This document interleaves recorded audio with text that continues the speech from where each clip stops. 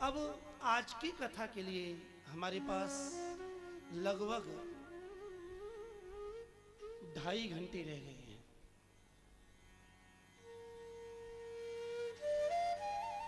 और महात्म्य से लेकर सुखदेव आगमन तक आज की कथा को हमको और आपको श्रवण करना है। ध्यान दीजिएगा, केवल आपको नहीं, हमको भी। क्यों? क्योंकि बोलने वाला तो कोई और ही है। जैसे आसमान में हवाई जहाज उड़ता हुआ दिखता है, लेकिन उस हवाई जहाज को उड़ाने वाला पायलट कभी नहीं दिखता। ट्रेन पटरी पर दौड़ती हुई दिखती है, लेकिन चलाने वाला नहीं दिखता। गाड़ी चलती हुई दिखती है, लेकिन ड्राइवर दूर से नहीं दिखता। ठीक ये ही सिद्धांत है। आदमी को लगता है कि ये शरीर बोल रहा है, लेकिन ऐसा नहीं है। बोलने वाले तो स्वयं भगवान हैं। हमारे पूज्य गुरुदेव श्रीमद् भागवत की जिन्होंने हमें दिशा दी, भागवत की दीक्षा दी, श्री मनोहरलाल शास्त्री जी महाराज वो बार बार कहते थे, करता कारयता हरि ही। करने और कराने वाले भगवान ही हैं। संसार में 3 प्रकार के व्यक्ति पाए जाते हैं। एक व्यक्ति वह है जो मन में विचार करता है कि कराता भी मैं हूं और करता भी मैं हूं। दूसरे प्रकार के व्यक्ति वो हैं जो कहते हैं, कराते हैं भगवान, लेकिन करना तो हमें पड़ता है। ये मध्यम प्रकार के व्यक्ति हैं। लेकिन जिन्होंने भगवान की शरणागति ली हुई है, शास्त्र प्रमाण है, बार बार दिखाई देता है। उत्तम कोटि के व्यक्ति तो यही मानते हैं कि कराने वाले भी भगवान हैं और करने वाले भी भगवान ही हैं। तो हमको और आपको इस यज्ञ का आनंद लेना है। श्रीमद् भागवत का अंत कभी हो नहीं सकता। हरि अनंत, हरि कथा अनंता। भगवान की कथा अनंत है। अनंत माने जिसका कभी अंत ना हो। लेकिन फिर भी संत बार बार बार बार इस रस को पीते ही चले जाते हैं। कहो तो एक ही श्लोक पर सप्ताह हो जाए। हमारे पूज्य गुरुदेव जब श्री यमुना जी के पावन तट पर रामघाट पर कदम्ब चबूतरा पर बैठ करके श्रीमद् भागवत की कथा कहते थे,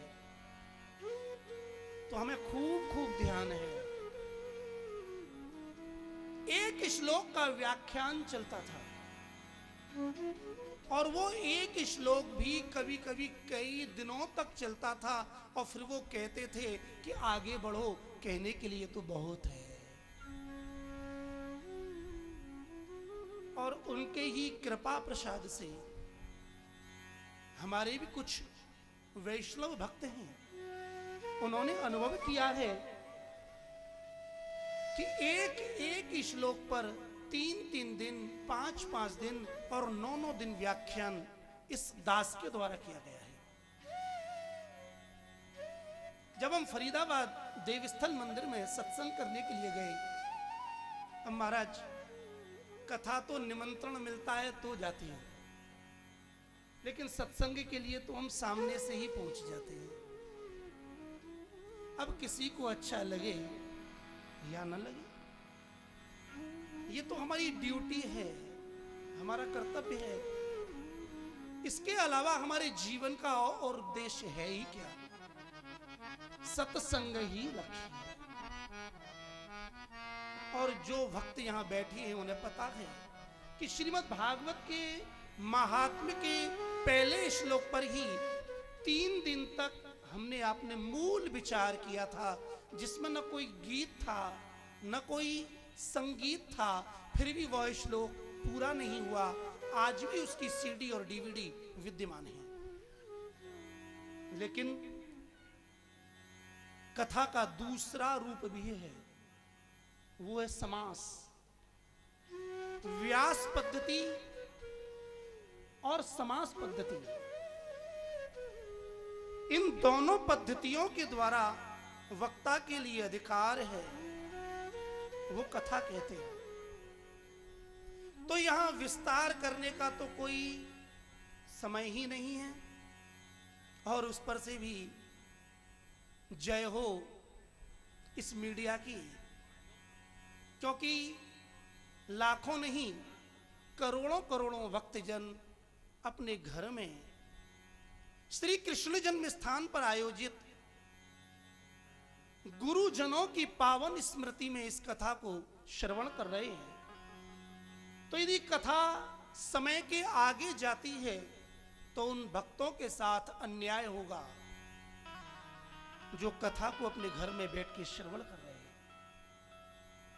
तो समास पद्धति के द्वारा हम और आप आज के इस प्रसंग को आगे बढ़ाते हैं।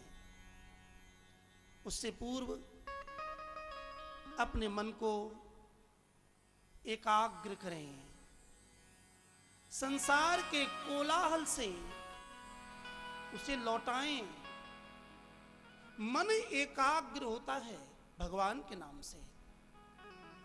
अभी आदरणीय श्री गुरु रूप श्री पुरुषोत्तम लाल जी महाराज ने बताया था कि यहां श्री बाबा महाराज की षष्ठी पूर्ति का मतलब होता है कि जब मनुष्य 60 वर्ष का हो जाता है तब ये संस्कार, ये आयोजन होते हैं। तो उस निमित्त में आदरणीय वंदनीय श्रद्धेय श्री डोंगरे जी महाराज की कथा हुई थी, और डोंगरे जी महाराज की उस कथा में हम भी अपने गोपाल मंदिर की ओर से सेवा करने के लिए नियुक्त किए गए थे।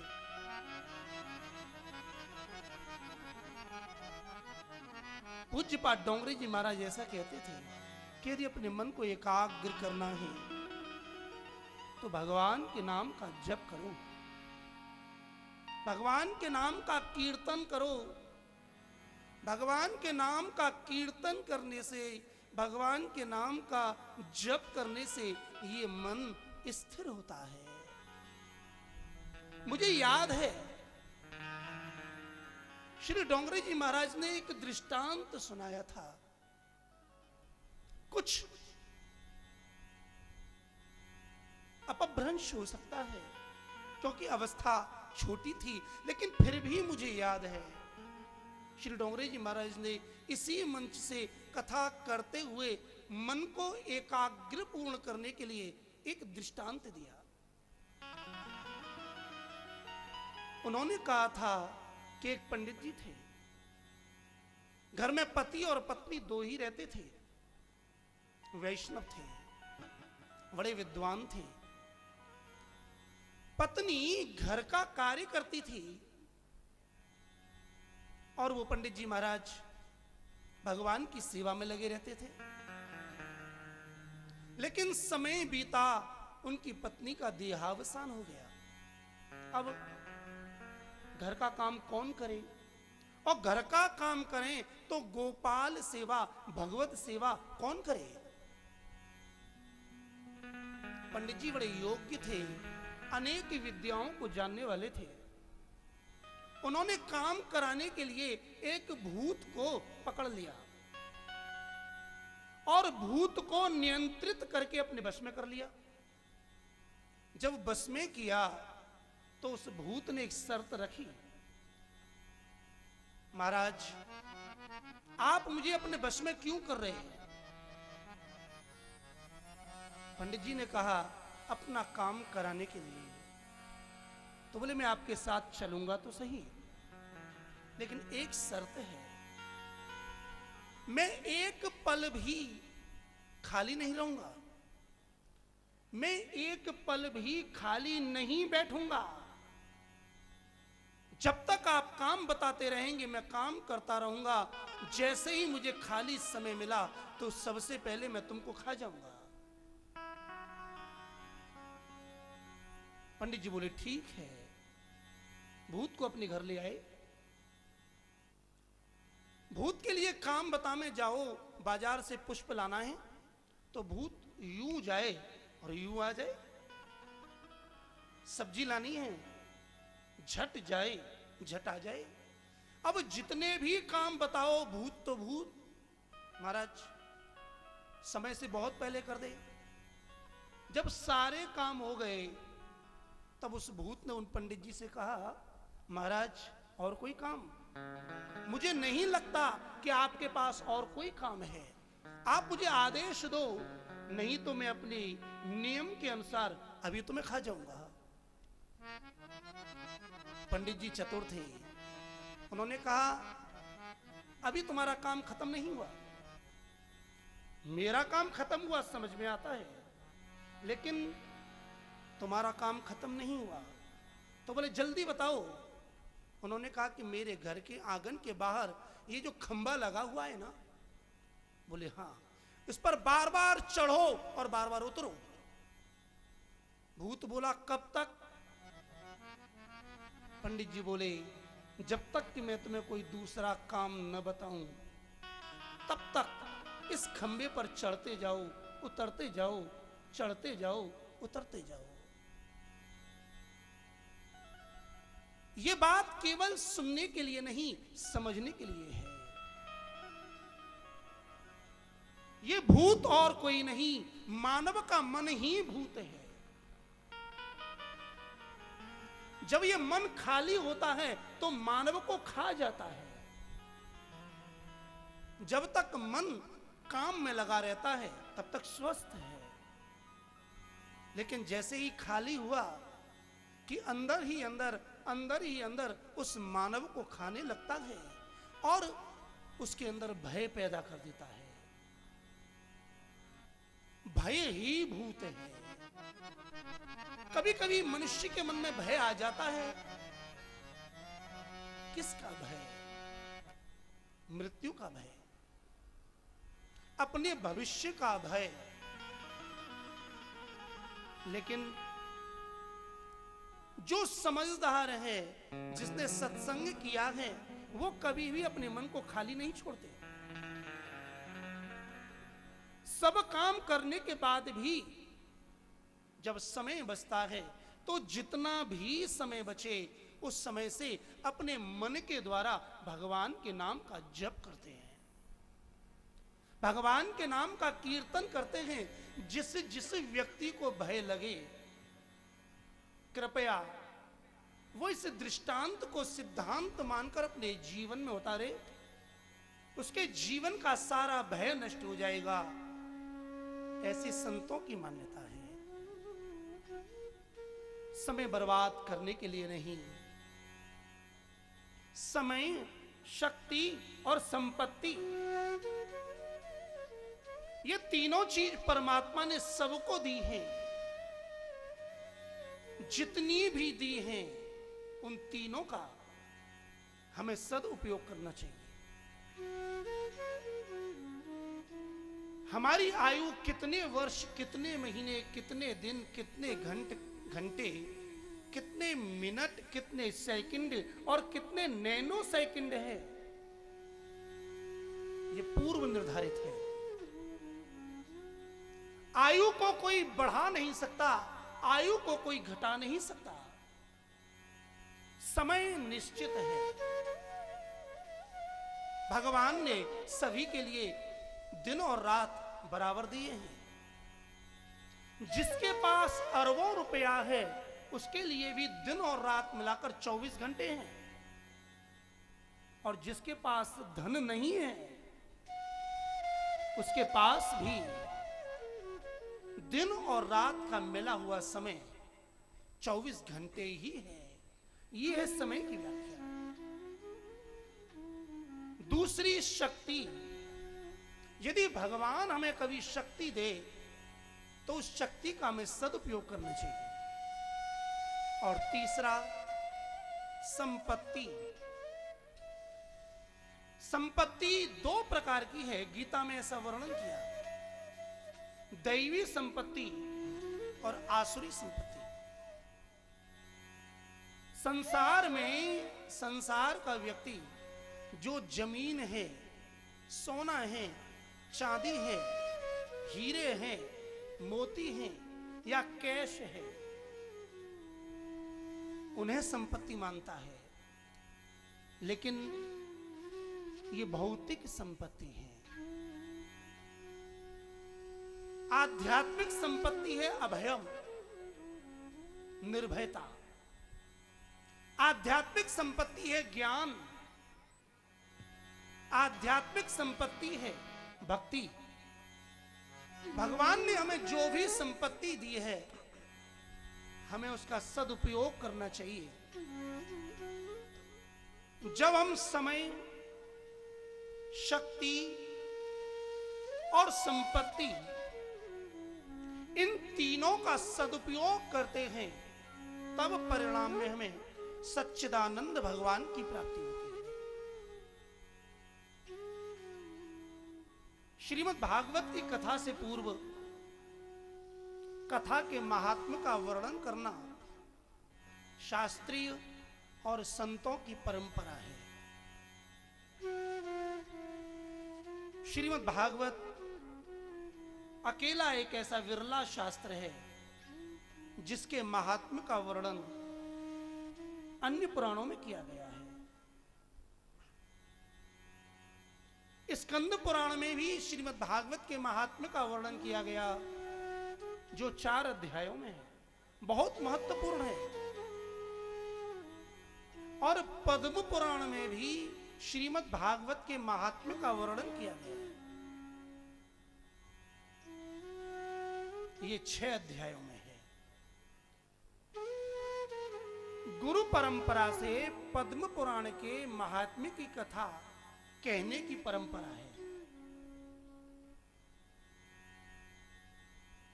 जब तक हम महात्म्य नहीं सुनते तब तक हमारी कथा में रुचि नहीं होती।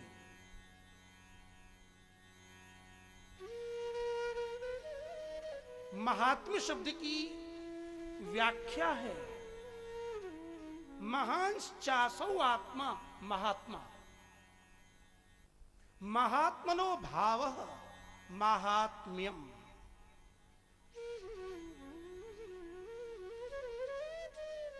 सरल शब्दों में समझे तो महात्म्य क्या? महात्म्य माने महिमा। भगवान के नाम की महिमा क्या है? भगवान की कथा की महिमा क्या है?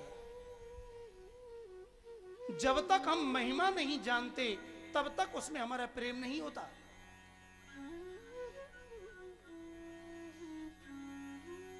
कितने ही व्यक्ति मथुरा वृंदावन आते हैं और आके निकल जाते हैं, लेकिन जब तक उन्हें उनकी महिमा का ज्ञान नहीं होता तब तक उन्हें मथुरा वृंदावन के स्वरूप का ज्ञान नहीं होता। कितने ही व्यक्ति आते हैं, यमुना में स्नान करते हैं और चले जाते हैं। कितने ही व्यक्तियों को यमुना में प्रदूषण दिखता है, पानी दिखता है, लेकिन जो यमुना जी की महिमा को जानते हैं वो ये जानते हैं यमुना जल नहीं, यमुना साधारण नदी नहीं। श्री यमुना जी तो भगवान केशव की पटरानी है, श्री कृष्ण की प्रिया है। और जब इस महिमा को जानकर श्री यमुना जी का दर्शन किया जाता है, आचमन किया जाता है, स्नान किया जाता है, तो एक ही बार में श्री यमुना जी में हमारी प्रीति हो जाती है। इसलिए भागवत में प्रीति हो, भागवत को श्रवण करने से, भागवत का पाठ करने से हमें क्या मिलता है, इसका वर्णन श्रीमद् भागवत के महात्म्य की कथा के द्वारा समझाया गया है। श्री व्यास महर्षि मंगलाचरण करते हैं भगवान श्री कृष्ण का,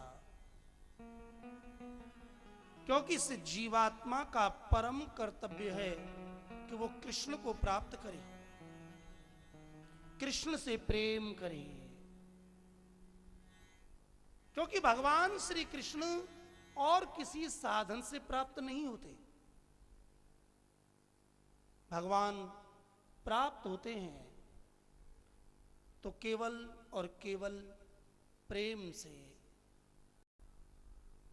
यदि हमारे अंदर भगवान के प्रति प्रेम नहीं है तो विश्वास करना, कभी भी हम कृष्ण को प्राप्त नहीं कर सकते, कभी भी हम श्री राम को प्राप्त नहीं कर सकते। कितने भी यज्ञ करना, आहुति देना, कितना भी दान देना, कितना भी तीर्थों में जाना, लेकिन कृष्ण की प्राप्ति तो तब ही होगी जब श्री कृष्ण में हमारा प्रेम होगा। विष्णु स्वामी मतानुयायी जगत गुरु श्री वल्लभाचार्य जी महाराज ऐसा वर्णन करते हैं कि भगवान की प्राप्ति का साधन केवल और केवल प्रेम ही है।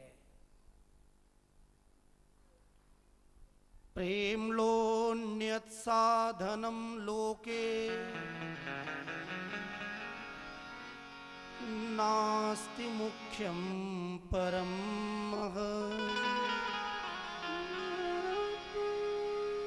श्री भागवत में वात्र परम तस्य ही साधनम।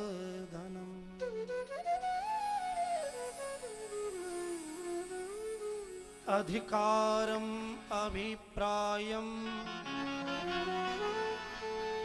ज्ञात्वा भक्त मुखे नहीं सकृत श्रवण मात्रेण कृष्ण प्रेम भवे।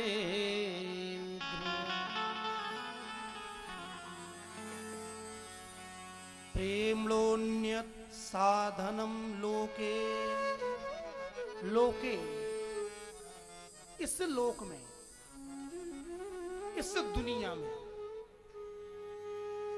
भगवान को प्राप्त करने का प्रेम के अलावा और कोई साधन है ही नहीं। नास्ति मुख्यम परम महत्,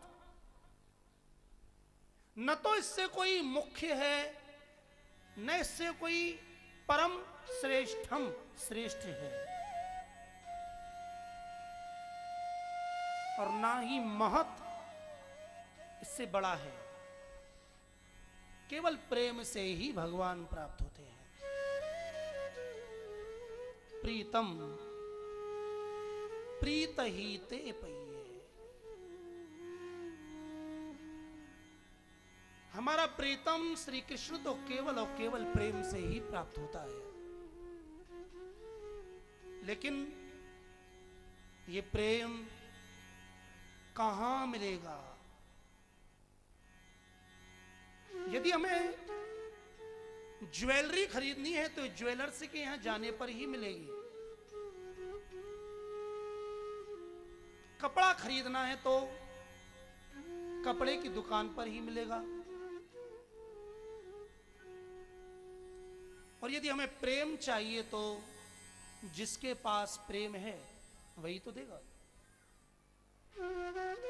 जैसे एक धनवान व्यक्ति ही धन दे सकता है, जो निर्धन है और उसके पास आप याचना लेकर जाओ, हमें आपसे धन चाहिए, कहां से देगा? है ही नहीं। जिसके पास ज्ञान नहीं है, ऐसे व्यक्ति के पास जाकर हम ज्ञान मांगें तो ज्ञान कहां से मिलेगा?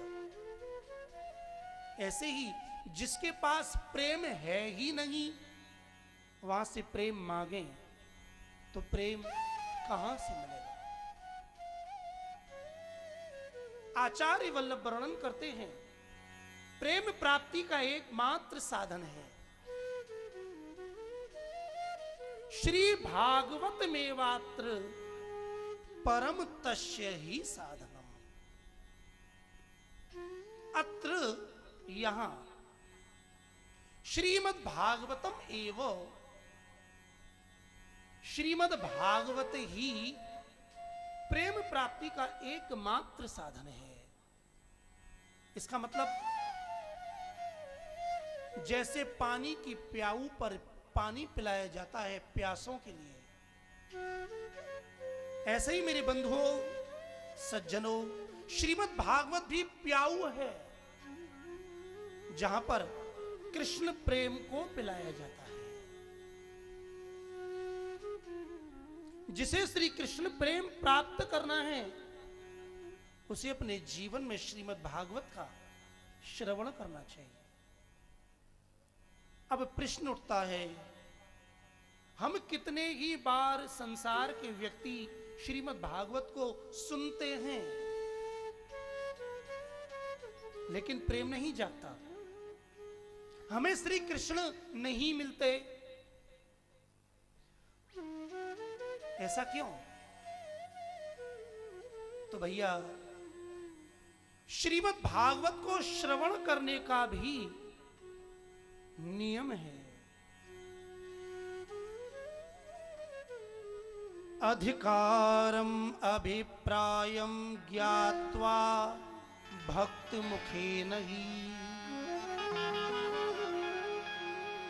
सक्रिय श्रवण मात्रेण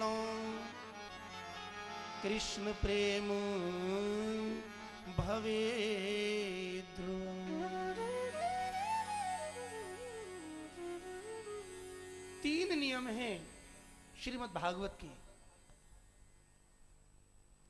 पहला चीज अधिकार, कथा सुनने वाला और कथा कहने वाला अधिकारी होना चाहिए। यदि अधिकारी नहीं है तो अनअधिकारी व्यक्ति कितना ही कथा कहे, उसकी वाणी के द्वारा कृष्ण प्रेम जागृत नहीं हो सकता। और यदि अधिकारी नहीं है तो वो कथा के मंडप में आके बैठ जाए तो भी उसे कथा समझ नहीं पड़ेगी। अधिकार की सिद्धि वैराग्य से होती है। यथा यथा विरक्तः तथा तथा अधिकारी भवति। जो जितना विरक्त है वो उतना ही श्रीमद् भागवत का अधिकारी है। इसलिए सज्जनों, अपने जीवन में अधिक से अधिक वैराग्य बढ़ाओ, विरक्ति बढ़ाओ। संसार के प्रति जो राग है, ये राग हमें दुख देता है। जो संसार से प्रेम करता है उसे संसार में रोना ही पड़ता है। प्रियस्त्वाम रोत्स्यति। यदि संसार से प्रेम करोगे तो रोना ही पड़ेगा। और ये संसार का व्यक्ति प्रेम किए बिना रह नहीं सकता।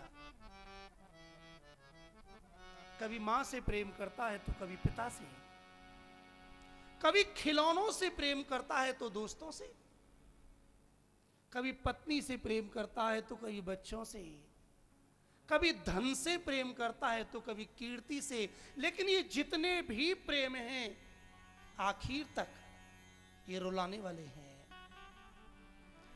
जो संसार से प्रेम करता है उसे रोना ही पड़ता है। बंधुओं, प्रेम करना ही है तो मेरे गोपाल से करो,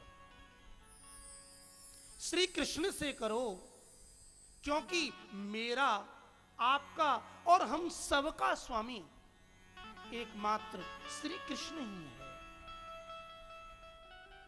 हमारे शरीर का स्वामी कोई दूसरा हो सकता है,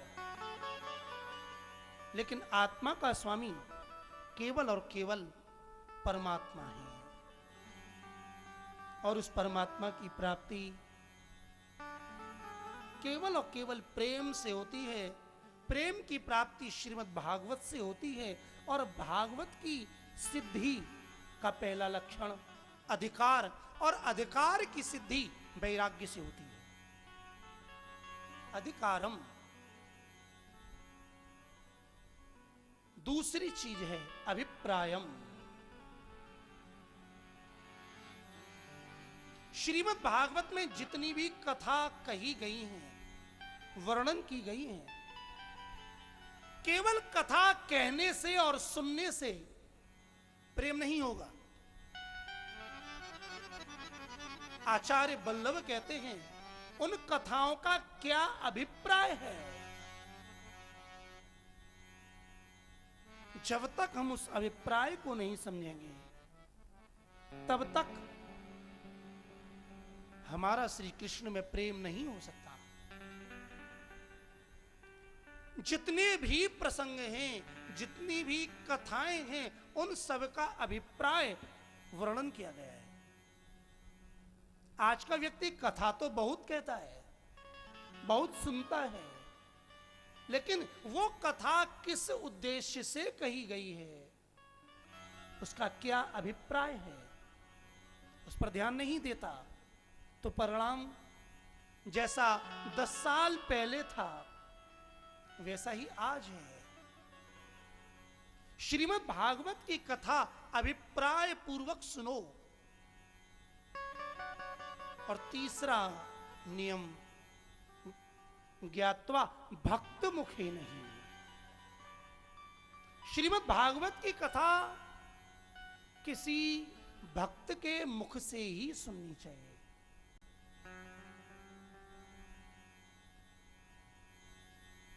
यदि कहने वाला वक्ता भक्त नहीं है, उसकी श्रद्धा, उसका विश्वास, उसकी निष्ठा यदि भागवत में नहीं है, तो कभी भी उसकी वाणी से कही हुई कथा हमारे मन में श्री कृष्ण के प्रति प्रेम उत्पन्न नहीं कर सकती। मैं अपने जीवन का उदाहरण बताऊं। भगवान की कृपा से मेरा जन्म मथुरापुरी चतुर्वेदी वंश, और उसमें भी पुरोहित आचार्यों के घर में हुआ। संस्कार शुरू से मिले। भगवान ने कृपा की, संध्या वंदन, वेद अध्ययन यत्किंचित कर पाए। पिताजी ने प्रयास किया संस्कार बने रहें, लेकिन ये धर्म को बेचे नहीं, इसे मांगना न पड़े, इसलिए पढ़कर के प्रोफेसर बने। 2 घंटे की क्लास देगा, इतना जरूर मिल जाएगा कि इसका जीवन आराम से निर्वहन हो जाएगा। अच्छे से पढ़ाया, सब कुछ हुआ, लेकिन हमारे पिताजी के ही प्रिय मित्र, कर्मकांड के बड़े ही अच्छे विद्वान श्री परमेश्वर दत्त जी के द्वारा उनका कार्यक्रम श्री गिरिराज में सतचंडी यज्ञ हुआ। हम किसी के प्रोग्राम में शुरू से जाते नहीं थे। क्यों? यदि जाना है तो हमारा ही क्षेत्र बहुत है, पूर्वजों ने बहुत दिया है। आज तक हम अपने पूरे क्षेत्र को, अपनी यजमानी को नहीं जान पाए। 5 वर्ष की अवस्था से जाते हैं, कितना है। लेकिन कुछ सीखने के लिए और श्री गिरिराज जी का वास मिले, उनके साथ गए। बड़ा आनंद आया। श्रीमद् भागवत के श्लोक बोले। हम पर अन्य श्लोक तो आते थे, लेकिन भागवत के श्लोक नहीं आते थे। हमारे साथ के कुछ विद्वानों ने श्रीमद् भागवत के श्लोक बोले, हमें बड़ा अच्छा लगा, लेकिन एक मन में टीस उठी, जो व्यक्ति और कोई पाठ नहीं कर सकता, लेकिन इन श्लोकों को कैसे बोल रहा है। वहीं पर एक विद्वान, हमारे बड़े भाई विपिन शास्त्री भी विद्यमान थे। वो उस समय वाल्मीकि रामायण का पारायण कर रहे थे, श्री गिरिराज को सुना रहे थे। उन्होंने मुझसे कहा, भैया यदि तुझे आनंद लेना है तो तू मनोहरलाल शास्त्री जी के यहां चला जा। हम गिरिराज से आए और हमारे परिवार के गार्जियंस, हमारे बड़े आदरणीय श्री गिरधारी लाल जी पंडा जी, जो हमारे रिश्ते में नाना होते हैं, उनसे मन की बात कही तो कहते हैं ना, भगवान कृपा करते हैं। उन्होंने कहा वो तो हमारे बाल्यकाल के मित्र हैं शास्त्री जी, और तत्काल हमें रामघाट ले गए। गुरुजी सत्संग करके उतर रहे थे, शिष्य उनके चरणों में उनकी पादुका को पहना रहे थे। हमारे पंडा जी ने कहा कि पंडित जी, एक बालक को लाया हूं, इसकी जिज्ञासा है, कुछ पढ़ना चाहता है। हमारे पंडित जी बड़े विद्वान थे और होना भी चाहिए। विद्यावताम भागवते परीक्षा। और इतना साहस था कि शास्त्र की बात को 1000 व्यक्ति अलग हों, यदि शास्त्र सत्य है तो सत्य का प्रतिपादन बड़ी तीव्रता से और निष्ठा से करते थे। उन्होंने मुझसे पूछा, छोरा कछु पढ़ो है? मैंने चरण पकड़ लिए, कहा गुरुदेव यदि मैं पढ़ा ही होता तो आपकी शरण में क्यों आता। कृपा की और श्रीमद् भागवत का पाठ प्रारंभ किया। संयोग की बात देखो,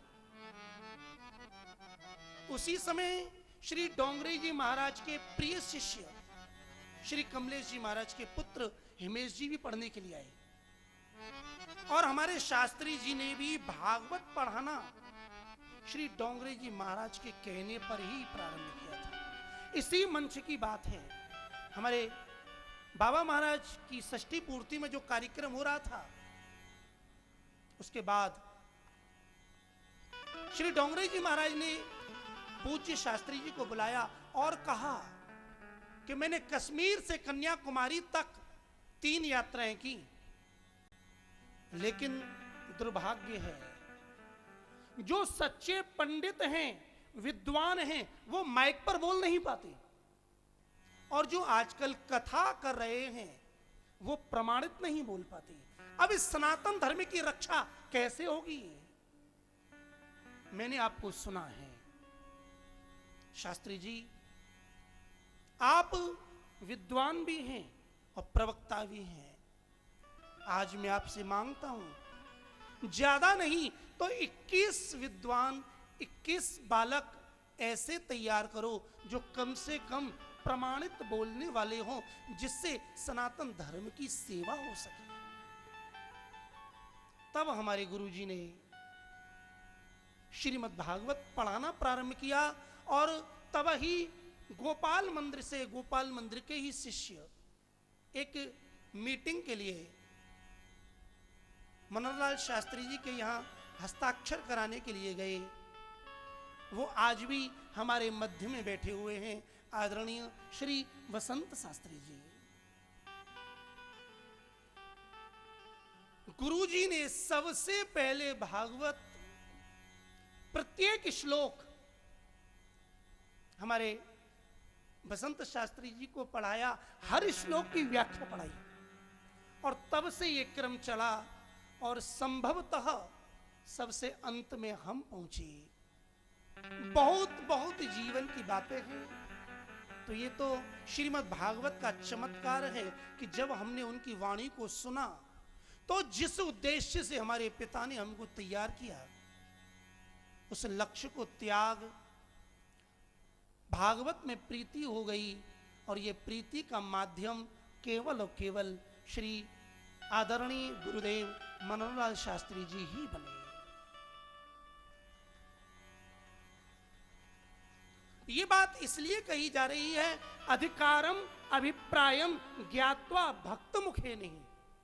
यदि किसी भक्त के मुख से तुम कथा सुनोगे तो भगवान में प्रेम हो ही जाएगा। और बार बार नहीं, सकृत श्रवण मात्रेण, यदि एक बार भी हमने कथा नियम पूर्वक सुनी है तो कृष्ण प्रेम भवेद ध्रुवम, निश्चित ही श्री कृष्ण में हमारा प्रेम हो जाएगा। तो आइए श्री कृष्ण की भूमि पर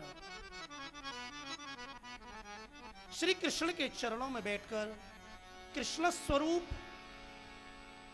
श्रीमद् भागवत का आश्रय लें, केवल एक ही उद्देश्य से। क्योंकि हमारे बाबा महाराज और हमारे शास्त्री जी, इन दोनों का एक ही लक्ष्य था, कृष्ण प्रेम, कृष्ण भक्ति, गोपाल भक्ति, गोपाल प्रेम।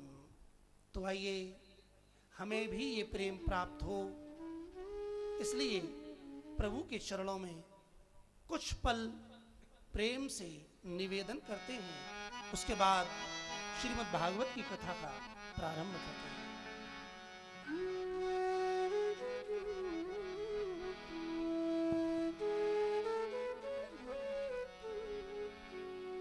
ओ मेरी लगी श्याम सो प्रीत, ओ मेरी लगी, ओ मेरी लगी श्याम सो प्रीत, दुनिया क्या जाने। लगी श्याम संग प्रीत, दुनिया क्या जाने। मेरी लगी श्याम संग प्रीत, दुनिया क्या जाने। श्याम संग प्रीत, दुनिया क्या जाने। क्या जाने कोई क्या जाने, ओ क्या जाने कोई क्या जाने। क्या जाने कोई क्या जाने। क्या जाने कोई क्या जाने। कोई मिल गया मुझे, मिल गया मुझे, मिल गया मन का मीत, दुनिया क्या जाने। ओ मुझे मिल गया मन का मीत, दुनिया क्या जाने। मेरी लगी श्याम सो प्रीत, दुनिया क्या जाने। मेरी लगी श्याम संग प्रीत, दुनिया क्या जाने।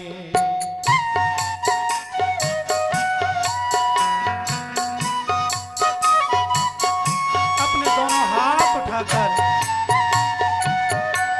ताली सेवा करते हुए बड़े प्रेम से बोलिएगा, श्री गोपाल जी महाराज। बोलिए श्री बिहारी जी महाराज की जय हो।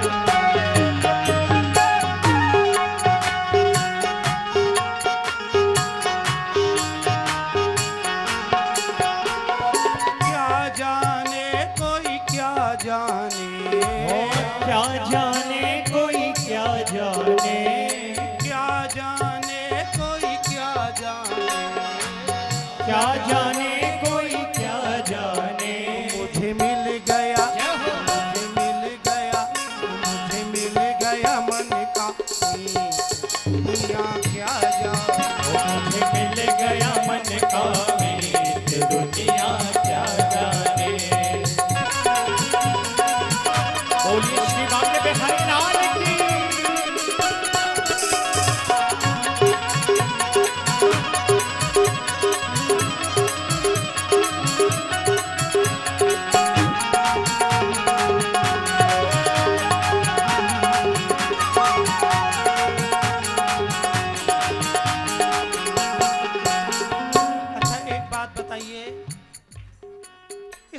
पंडाल में बैठा हुआ कौन कौन व्यक्ति ईमानदारी से भगवान से प्रेम करना चाहता है।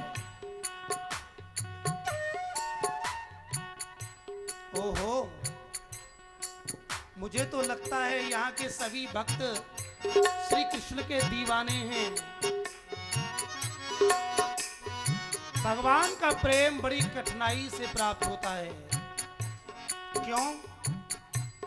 क्योंकि ये दुनिया हमें अपनी ओर खींच लेती है।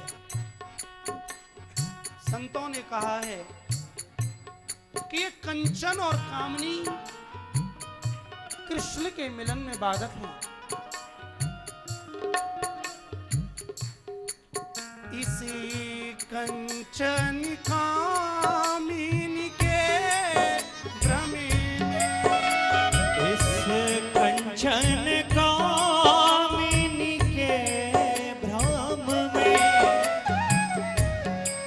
फंसी जाता हूँ हरि बारी प्रभो। फंस जाता हूँ हर बार प्रभु।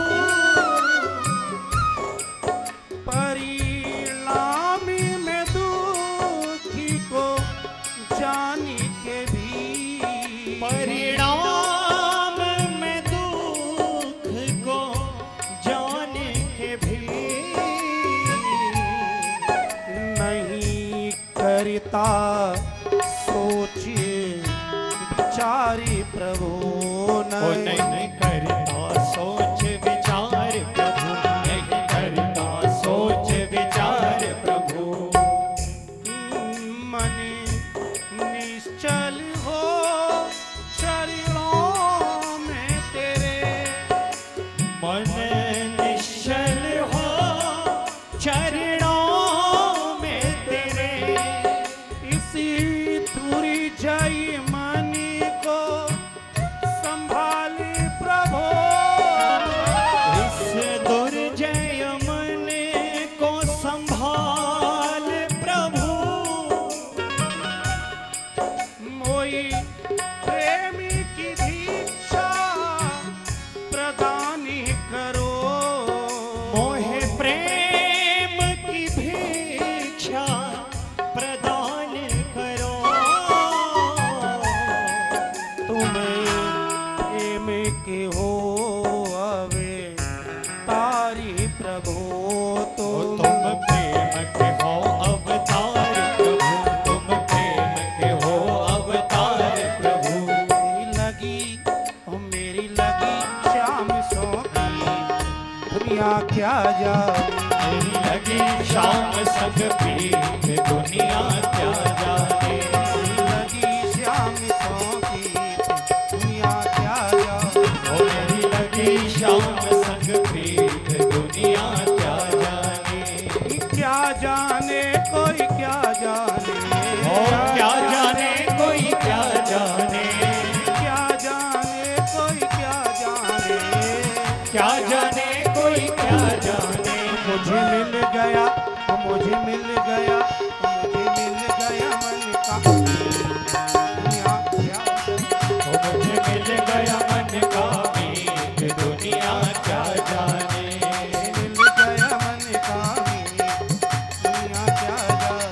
ओ मुझे मिल गया मन का मीत दुनिया क्या जाने। मुझे मिल गया मन का दुनिया क्या जाने। मुझे मिल गया मन का मीत दुनिया क्या जाने। मुझे मिल गया मन का मुझे मिल गया मन का मीत दुनिया क्या जाने।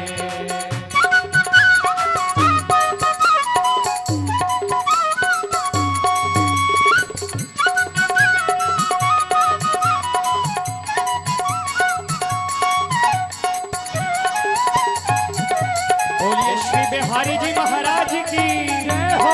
ऐसे नहीं दोनों हाथ उठा के ताली से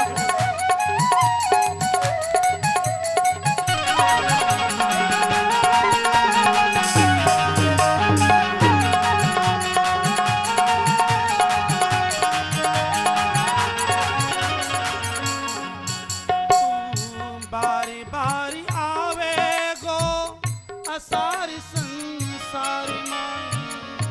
बार बार आवे गो असार संसार में, बार बार मृत्यु अनिवार्य तो को आवेगी, बार बार मृत्यु अनिवार्य तो को आवेगी, बार बार खावे गो हजार सटी व्यंजन तू, बार बार प्रीति परी बार की सतावेगी, बार बार प्रीति परिवार की सतावेगी, बार बार प्रीति परिवार की सतावेगी, बार बार प्रीति परिवार की सतावेगी, बार बार संपत्ति हजार तू कमावेगो, बार बार संपत्ति हजार तू कमावेगो, बार बार धनी दौलत आवे और जावेगी, बार बार धनी दौलत आवे और जावेगी, लेकिन बार बार राधे कही, बार बार कृष्ण कही, बार बार ऐसी गई फिर नहीं आवेगी, बार बार ऐसी घड़ी फिर नहीं आवेगी। इसलिए अपने दोनों हाथ उठाइए और प्रेम से बोलिए, मेरी लगी ओ मेरी लगी ओ मेरी लगी श्याम सौंपी दुनिया क्या जाने, मेरी लगी शाम संग प्रीत दुनिया क्या जाने, मेरी लगी श्याम सौंपी दुनिया क्या जाने, मेरी लगी शाम संग प्रीत दुनिया क्या जाने, क्या जाने कोई क्या जाने, क्या जाने कोई क्या जाने, क्या जाने कोई क्या जाने, ओ क्या जाने कोई क्या जाने, मुझे मिल गया मुझे मिल गया मुझे मिल गया दुनिया क्या जाने, ओ मुझे मिल गया मन का गीत दुनिया क्या जाने, हरि बोल हरि बोल हरि हरि हरि बोल, हरि बोल हरि बोल हरि हरि हरि बोल, हरि बोल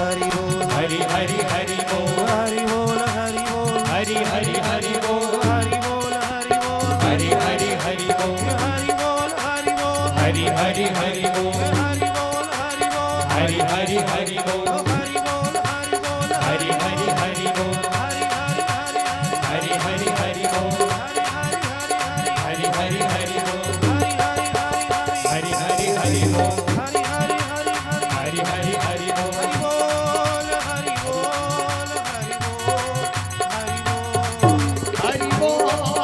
बोल हरि बोल हरि बोल हरि बोल, हरि बोल हरि बोल हरि बोल हरि बोल हरि बोल हरि बोल हरि बोल, हरि बोल हरि बोल हरि बोल हरि बोल हरि बोल हरि बोल हरि बोल हरि बोल, हरि बोल हरि बोल हरि बोल हरि बोल हरि बोल हरि बोल, हरि बोल हरि बोल हरि बोल हरि बोल हरि बोल हरि बोल, हरि बोल हरि बोल हरि बोल,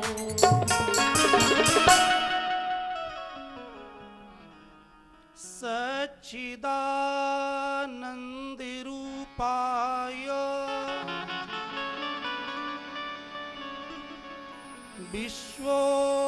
विश्वोत्पत्त्यादि हेतवे तापत्रय विनाशाय श्री कृष्णाय वयं नुमः।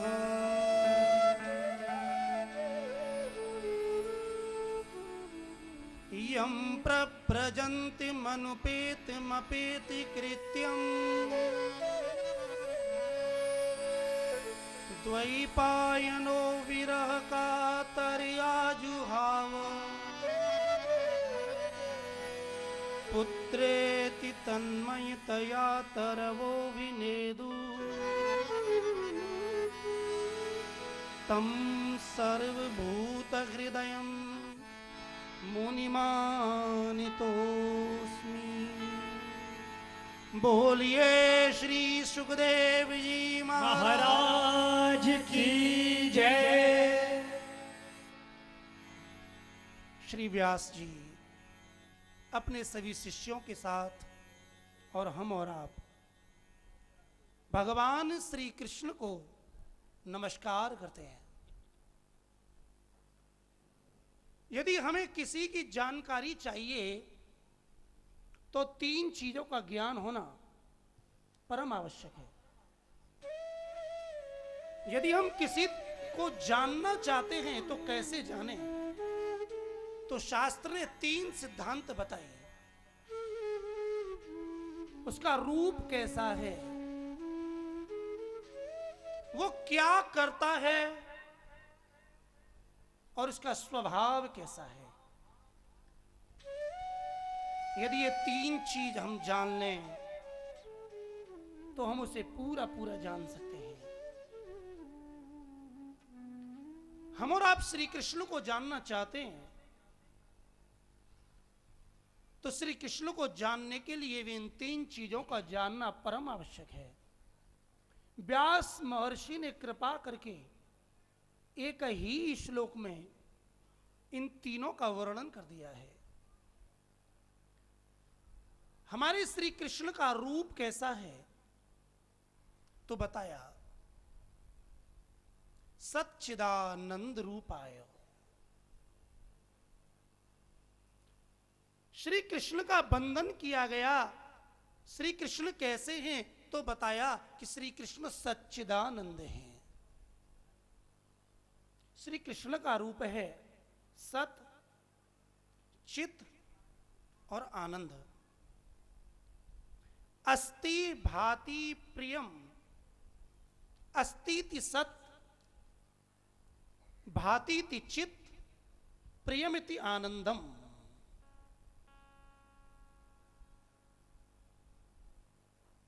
सत शब्द का अर्थ है जो हमेशा रहे, उसका कभी नाश ना हो। श्री कृष्ण हमेशा रहते हैं, उनका किसी भी काल में नाश नहीं होता। चित्त, श्री कृष्ण कैसे हैं? चित्त माने चैतन्य। और तीसरा आनंद। श्री कृष्ण कैसे हैं?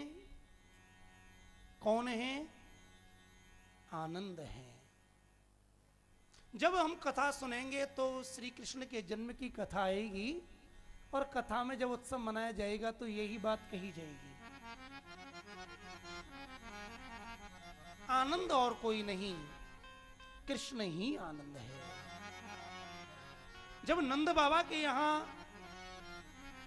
पुत्र जन्म का उत्सव मनाया गया तो सबने एक स्वर से एक ही बात कही, नंद घर आनंद आनंद भयो। क्यों? क्योंकि श्री कृष्ण आनंद है। सत, चित और आनंद, इनसे ही सारी सृष्टि चल रही है। सत्वगुण, रजोगुण और तमोगुण। सत्वगुण के अधिष्ठाता भगवान विष्णु,